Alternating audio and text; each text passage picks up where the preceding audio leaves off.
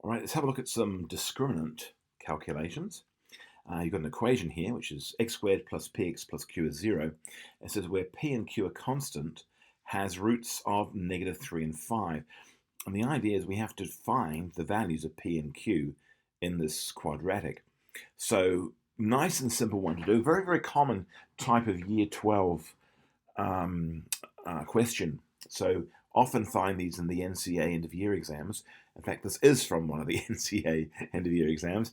So let's have a look at this and see how this plays out. So first of all, we've got roots of -3 and 5, which immediately means that we can write down x must equal -3 or x is equal to 5. Now, if we were to put those in some sort of quadratic form, we could say x plus 3 and x minus 5 must be equal to 0. So if we were then to go expand this out, and let's expand it out now. So I'm going to go x times x is x squared. I've got a 3 and -5 is -15. I've got a 3x plus 3x. And I've got a -5 times x is minus 5x equals 0. Okay, I'm going to collect like terms. So, I'm not going to worry about the next question. I'm just going to work on the first question and use the space here below to do this. So let's collect like terms. That implies that x squared minus 2x minus 15 is 0. So now we've got some coefficients for these folks. As you can see, we've got a coefficient of this one is a 1.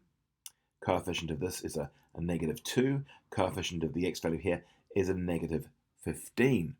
So where does that leave us? Well, we've got a is 1, b is -2, and c is -15. Now, of course, we don't call them a, b, and c in this case. We're calling them p and q. And p is the coefficient of x. What's the coefficient of x? Well, that's going to be -2. So b is equal to, or p is equal to b. So p is -2. And what's the value over here? C. C is q. And what's q? Q is -15. There it is. So q is equal to -15.